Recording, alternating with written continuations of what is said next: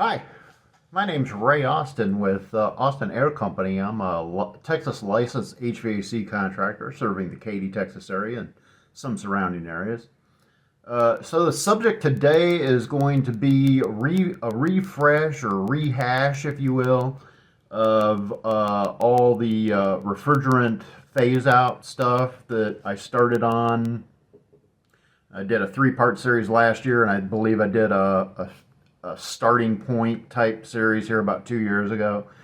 And so there's a few things that have changed, but it's mostly regarding time frames. Right now, it looks like 2025 is going to be when the new equipment hard freezes take effect. Unless there's some other rule or something, or somebody sues, or something comes out to delay it. Maybe there's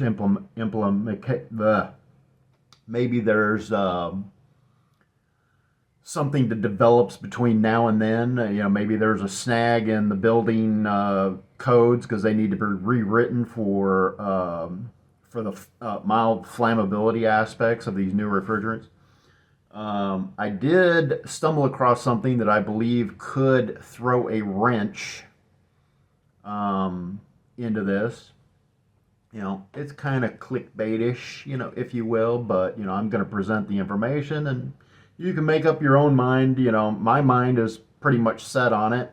And part of it is in regards to cleanliness of the materials. So with that said, I've got a pretty good amount of information to cover in this video. I'm going to try to make it in one full thing. So it might run a little bit long, but we're going to dive right into this, so stay tuned. Oh, and another thing too, to put all this stuff into context, remember, I'm in a hot climate. So this is going to affect wherever you are in the United States, but realize I am in a hot climate. We run our air conditioners typically 10 months out of the year down here in Katy, Texas area. So if you're in a more mild climate, what I may recommend for you might be slightly different than what I would recommend for my climate, because my climate literally depends on air conditioning. Our population would be half of what it was or what it is without air conditioning. Stay tuned. We're going to dive right into this.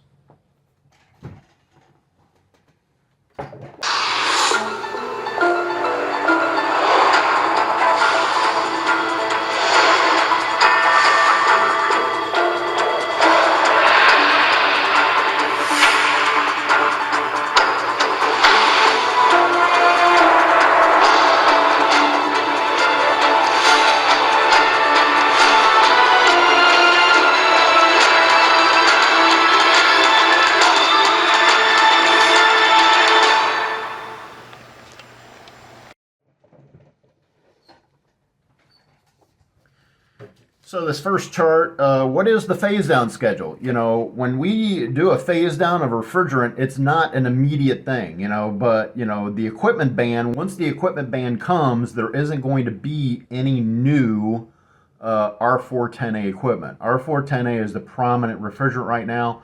We still have equipment that uses R-22, and so this is going to affect R-22 systems that have been converted to be able to use an HFC refrigerant. I get questions from time to time on some of this stuff, and so while the phase out pertains to R410a, a lot of these other refrigerants aren't mentioned, but they are HFC refrigerants. And so if you look at the chart, it basically tells you based on the year. And since 2022, there's actually been a 10% reduction. That's likely why prices have jumped, because for the refrigerant itself, among a host of other things, due to inflation and so on. And so you see on that year, 20 to 23, we've had a 10% reduction in the production, and this was based on, I believe it was between 2011 and 2013, whatever the production numbers were for those years. That is the baseline. And one thing to note is that the baseline is not expressed in pounds of refrigerant, it's expressed in million metric tons of exchange value equivalent, which are numerically equivalent to million metric tons of CO2 equivalent. And so you got to take into consideration it's a lot of technical a lot of technical jargon there, but it's just basically to show you where they're taking that baseline number from. They're not just making up a number and deducting. That's not how they do it. And so if you look down 2024 to 2028, we're going to have a 40% reduction in production allowances for HFCs. Now, they don't separate R410a amongst all the other HFCs. It's, just blanketed. So to say, we don't know, what those tallies are going to be when it comes to R410. But 9 times out of 10, R410a will make up the vast majority. So 10% reduction in this year, or starting in 2022, 2023. So we're not seeing any reduction this year. But all HFCs are being phased out. So if it's a hydrofluorocarbon, it's being phased out, especially if it's over the 700 GWP threshold. GWP stands for global warming potential as it relates to CO2. Baseline production 382.55 MMTEVE, million metric tons of exchange value equivalent, or numerically equivalent to million metric tons of CO2 equivalent. CO2 stands for carbon dioxide. So it is expected for new equipment to show up sometime in 2024 to relieve the pressure on price of R410A. The upcoming two new refrigerants that are coming out are going to be R-32 and R-454B. Now there's problems. I've discussed previous problems, but there's a new problem that I discovered this year, and I'm going to get into that later on. Not quite yet. So it is expected for new equipment to show up sometime in 2024 because we've got to have training on it. There is no new equipment available yet. We have to have training on it if they're going to have a January 1st, 2025 deadline, no more new R410A equipment. We have to have the equipment in 2024 so we can start getting tested and trained on it.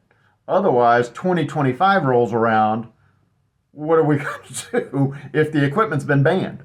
So you can see there's a crunch here to get stuff done.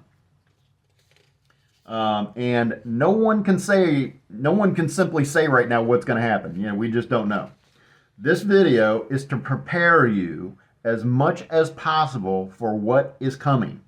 Plan ahead is about the best advice that I can give you right now in 2023. The road ahead when it comes to air conditioning for your home is going to be more complex. 2025 is currently the most likely hard freeze on any new R410A air conditioning systems. That leaves this year and next. Once that cutoff comes, there isn't going to be any more dry ship equipment, none of that stuff. They aren't going to allow it. So let's move on to the next chart. So if you have an R22 Freon unit that has been retrofitted, or maybe it still uses R22. I come across these machines occasionally, and typically, if I find them and they're low on Freon, typically I recommend the customer to replace them over to R410. Now, just realize that R410 is being phased out.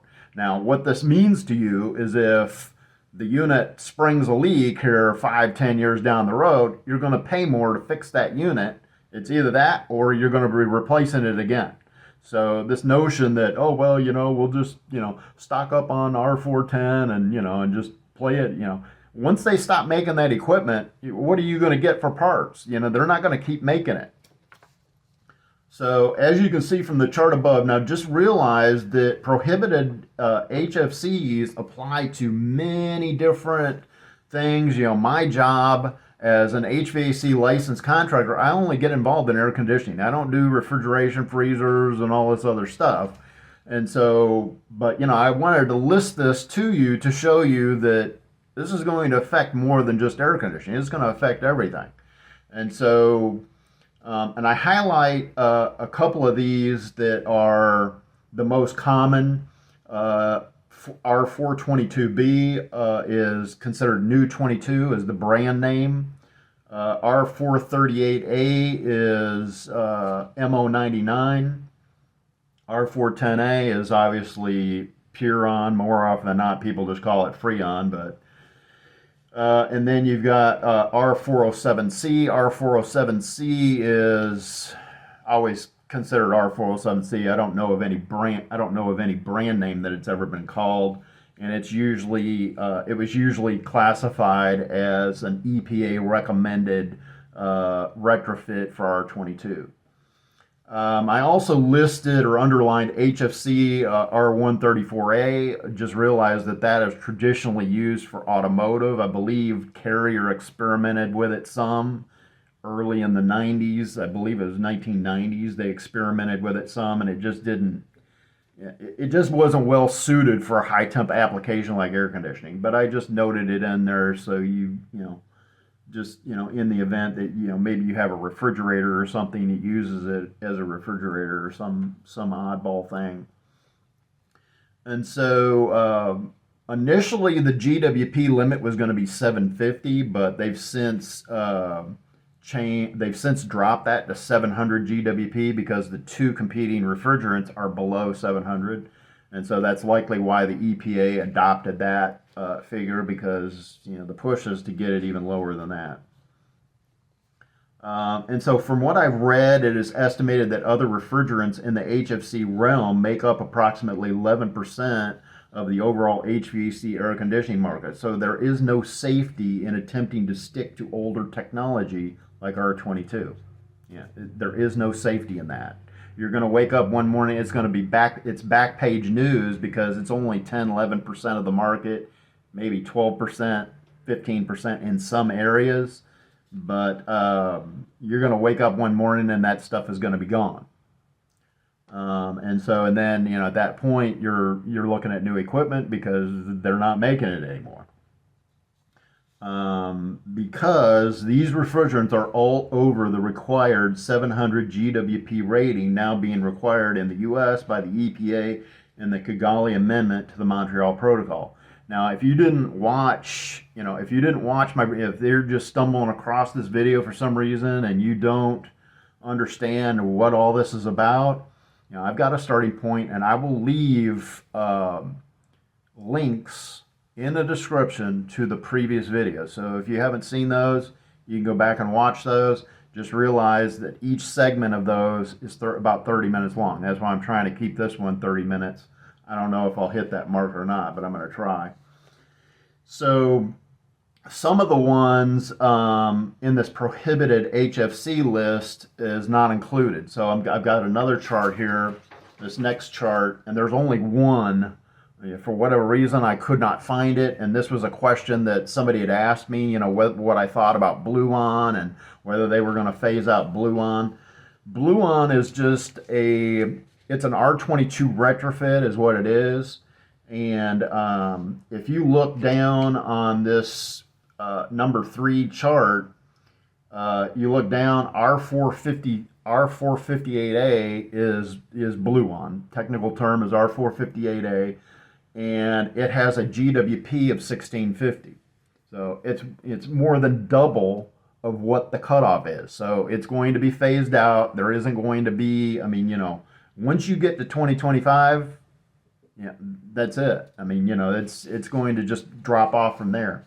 And you got to realize that if Blueon has 3% of the market,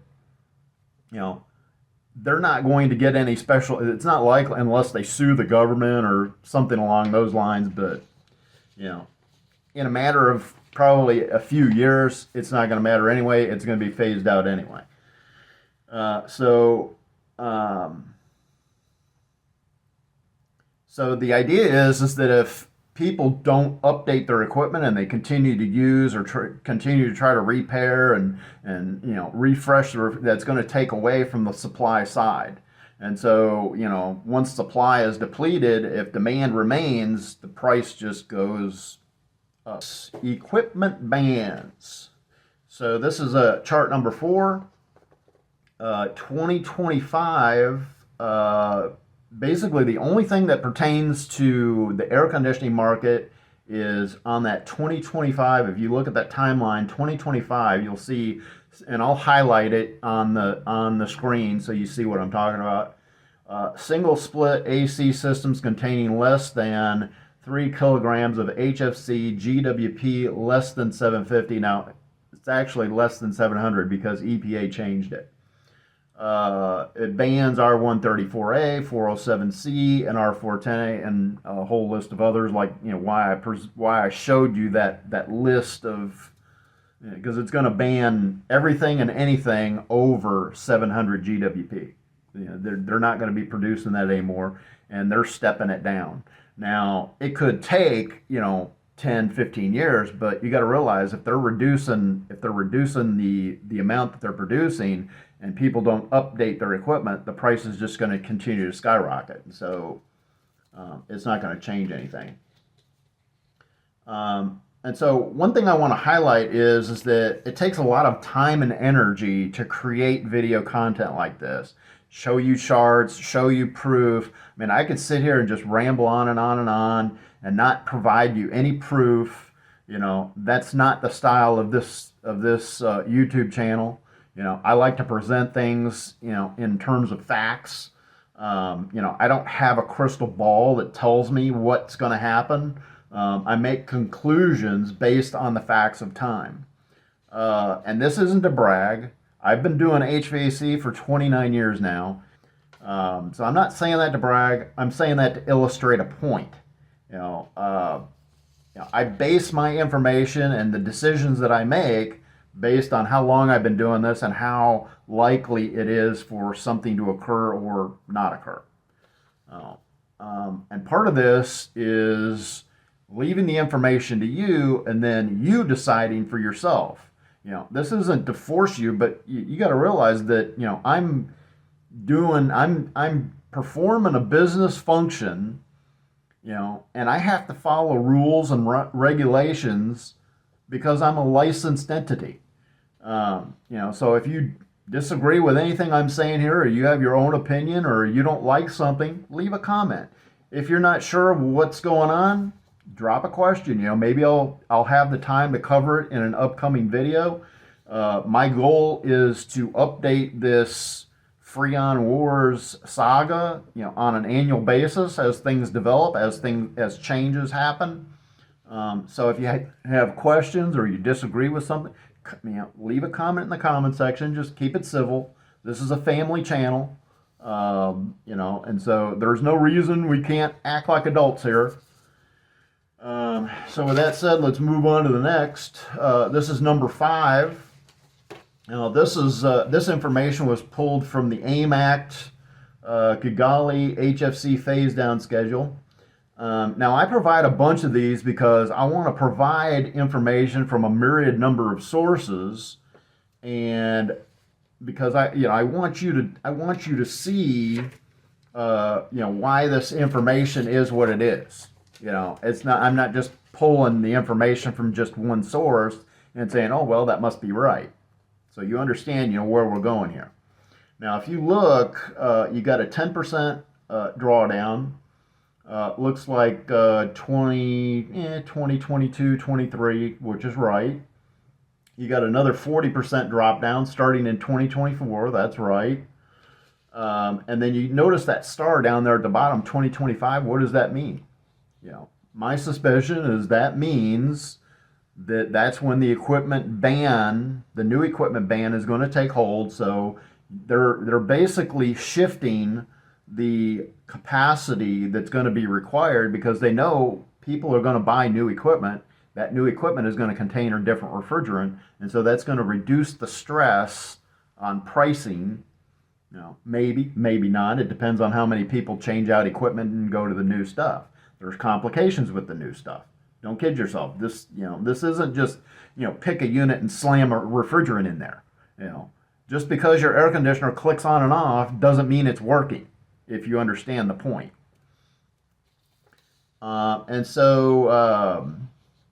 Yeah, that's essentially all we're going to cover on that. 2025 is likely when new equipment is coming, and at that point in time, there won't be any new R410a equipment. They've got rules in place that they're not going to allow you to do it. Proposed rule, this is another one, just from another source. It's just showing you from the government EPA website, is showing you what the reduction is. 10% from 2023, 2024 to 2028, 60%, which is 40% less than the baseline. We drop another 30% on top of that from 2029 to 2033. 2034 to 2035, another 20%. And then 2036 and after, they're only going to allow 15%. Now, 9 times out of 10, that's going to change. The cutoff is they're not going to continue to, I don't believe they will. I don't believe they will continue to make 15% in perpetuity. I don't see that. And you'll see why as we go along. U.S. HFC phase down. This is another source of information to show you, to prove to you that this drop down exists. It also gives baseline production and consumption numbers. You can compare those to the original chart that I posted. So I'm just providing you information. But did you miss something? In all these charts, you notice that 2036, the chart goes to 2036, and then there's a ... on this particular chart. So what happens in 2036? The phase down of R410a is complete. Everyone in HVAC and the manufacturing realm all gather together for a grand old party, claiming success of solving the GWP humanitarian disaster. We've saved the world from global warming. Or something bigger. I'm here to tell you straight. Like it, lump it, flame me in the comments. It would be nothing new to me. You got to realize I've been in HVAC for 29 years. There isn't much I haven't seen or witnessed firsthand. In HVAC, it's always about what's next. In 2036, something will begin anew. So this chart is a chart that I used. This is chart number 8. This is a chart that I used in a previous video to show you that the phase out and phase downs are not ending.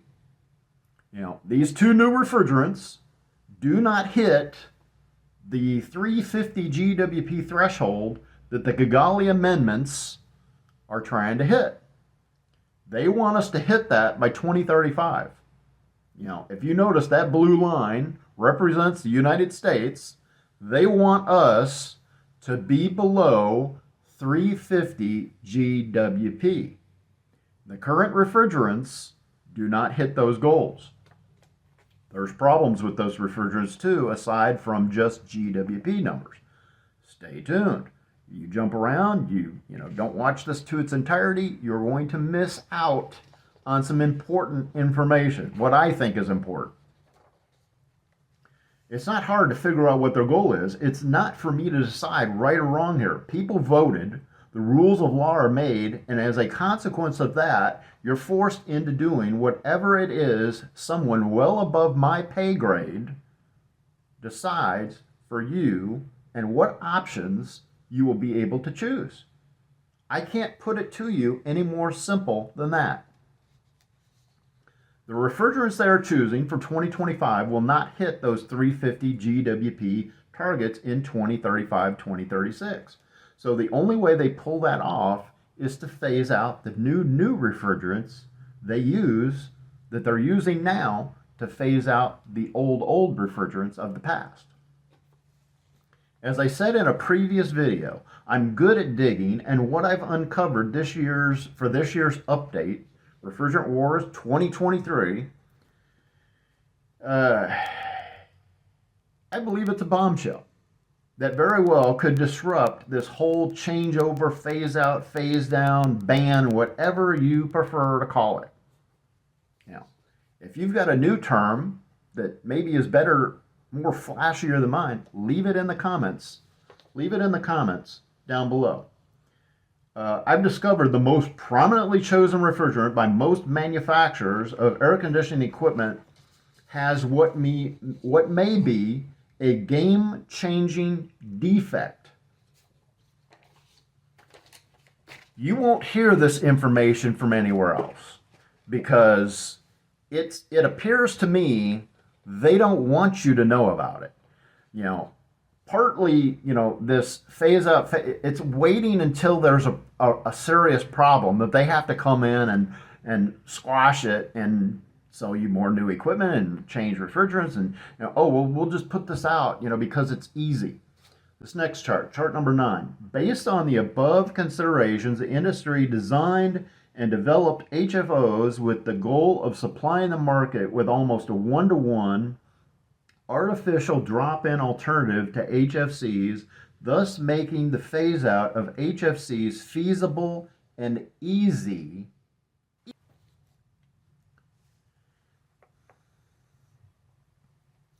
So this is chart number 9. Based on the above considerations, the industry designed and developed HFOs and the goal of supplying the market with almost a 1-to-1 artificial drop-in alternatives to HFCs. R410a is an HFC, thus making the phase-out of HFCs feasible and easy.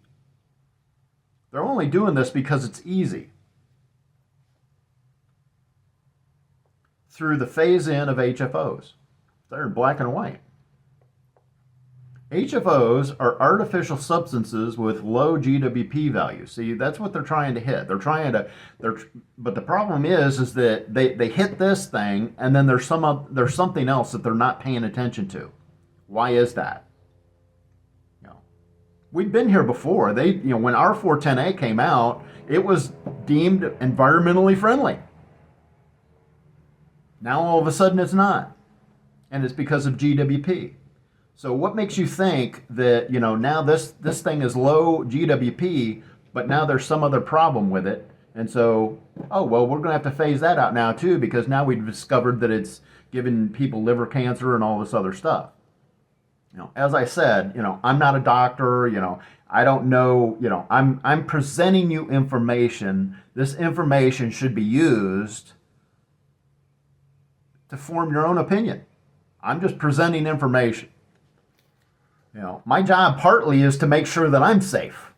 It's not just about you. You got to remember, I'm the one working on it. So did the manufacturers trade what was going to be an easy phase-in of HFOs for the lack of truly testing and safety of these substances because that's too hard? You know, that's what it says. You know, R-32, if you remember from last year, wasn't so easy because of having to battle the issue of higher discharge temperatures. But for global powerhouses in the AC world, those problems have been worked out because Europe has been using R-32 solutions for a long while now with over 100 million units in operation. Now, R-32 has been classified as a new, it's not new, okay?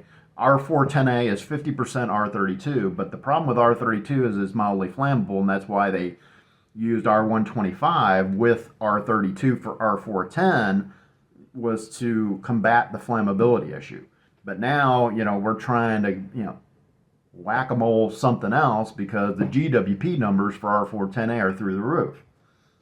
So, but one thing to realize is this other component. You know, there's going to be R32, which is just a simple molecule refrigerant, and they're going to, a couple of manufacturers are planning on using that. But the majority of the market is going to use R454b, which is 69% R32 and 31% of this potentially bad chemical, R1234YF, listed above, listed in this chart. 31% of R454b is going to be that chemical. So we go to this next chart. This is chart number 10. The atmospheric degradation of HFO 1234YF generates TFA, trifluoroacetic acid. This is an acid that has a high solubility in water, is very persistent in the environment, and considered to be very mobile. The acute toxicity of TFA to mammals is well established. States report and statement of the downsides of HFO refrigerant usage. Resolution, or yeah, I can't even read that. I'm not going to even try. The same report adds further refrigerants known to yield TFA are, and then a list of other different refrigerants that use that probably have this HFO 1234YF and other components that are similar to that. You got to realize there's like 12,000 of these chemicals that are like considered forever chemicals. So just realize that this is only one in 12,000. So this is yet another problem for R454B, the HFO 1234YF component. 31% of R454B generates TFA, or trifluoroacetic acid. This is an acid that has a high solubility in water, very persistent in the environment, and very mobile. The acute toxicity of TFA to mammals is well established. Additionally, when HFO 1234YF burns or comes in contact with surfaces hotter than 350 degrees Celsius or 662 degrees Fahrenheit, it generates hydrofluoric acid, which is acutely toxic. That's important for me on my end because I'm the one servicing the equipment. Typically in air conditioning repairs, we braze at temperature well over 1,000 degrees.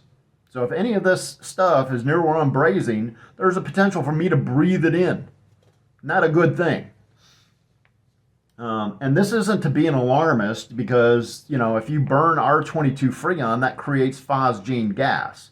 So, I'm telling you this, just informing you of how things like this can occur logically, in the field. HVAC is a dangerous occupation for more than one reason. However, PFAS are and have been notoriously bad for the environment. So the question is, are we trading a less bad substance on the GWP side of the equation for a more dangerous substance that is more toxic? Let me dig deeper, see what I can find. Europe, potential restrictions on PFAS. In 2020, Germany, the Netherlands, Norway, Sweden, Denmark, and from 2022, Belgium agreed to prepare a joint REACH, registration, evaluation, authorization, and restriction of chemicals proposed restricting the use of PFAS. PFAS are described as per- and polyfluoroalkyl substances, are a complex group of more than 12,000 chemicals. Like I was telling you, there's more than 12,000 of these chemicals that are considered forever chemicals, meaning they never go away, that have been linked to environmental contamination and negative health effects in humans. If you don't believe me, just Google search PFAS. Just Google search it and you'll find it.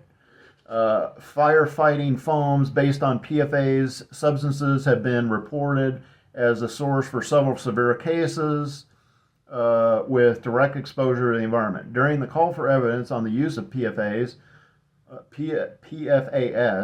some HFC and HFO refrigerants were found to have a breakdown product assigned to the EU definition of PFAS, specifically known as TFA, which is trifluoroacid. The degree of TFA breakdown depends on the chemical composition of the refrigerant. Depends on which refrigerant you're using.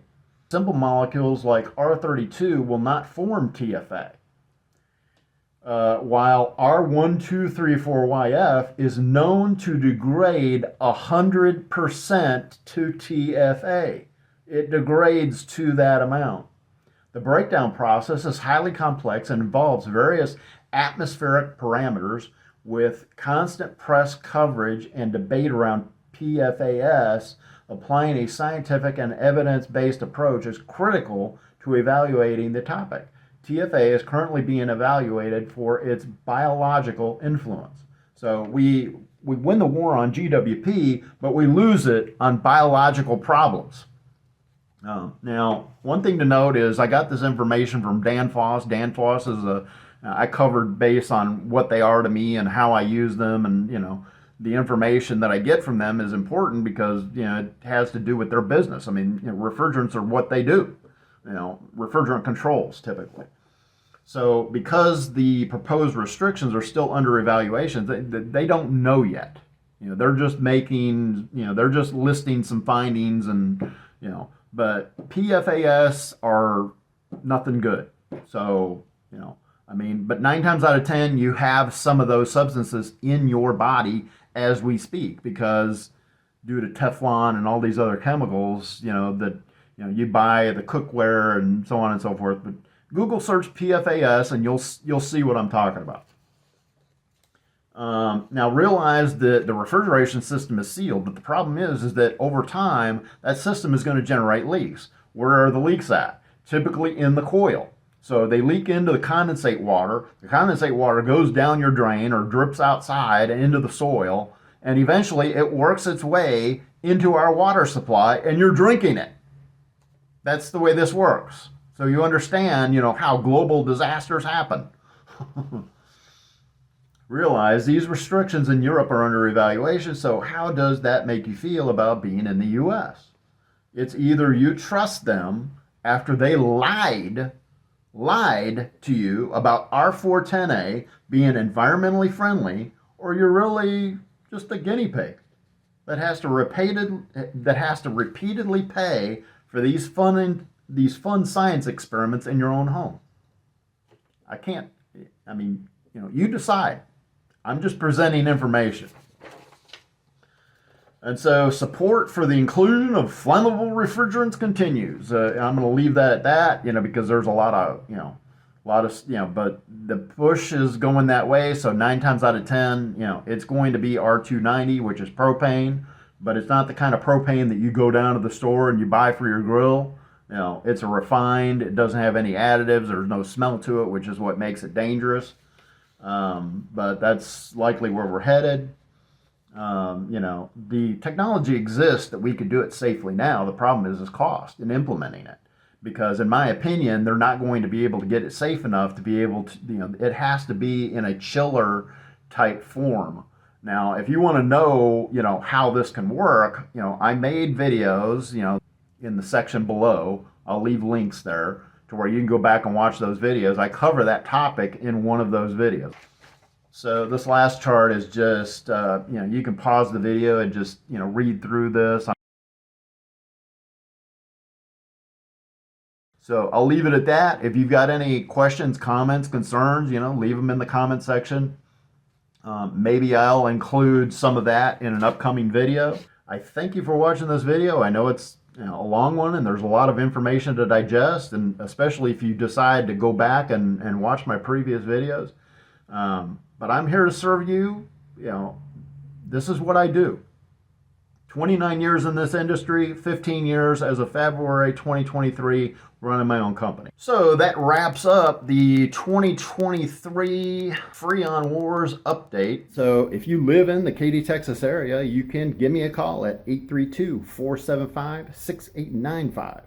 Or for more information, you can always visit me on my main website at www.austinairco.com. For Austin Air Company, my name's Ray Austin, and I hope your day is comfortable. Thank you.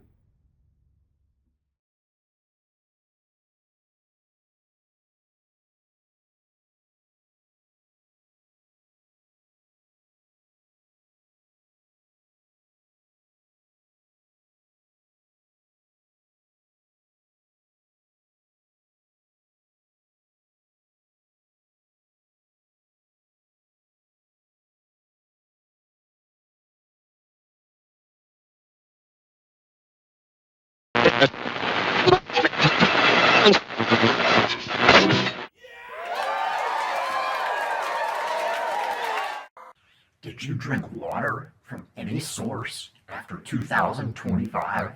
Or your AC unit mysteriously catch fire? Do not sign anything. Do not settle with what the insurance company is going to pay you. Tell them you mean business. Hire a knowledgeable law firm that has your interests at heart and that will get you justice. Don't sign anything. Don't settle for what the insurance company is going to pay you. Call a knowledgeable law firm that will fight and win you justice. Get everything, get all the money that you deserve. Call Burns and Heckler at 1-800-WIN-LOSE. Do it now. This is not a lawsuit against your HVAC contractor. Call Burns and Heckler at 1-800-WIN-LOSE. Do it now. Right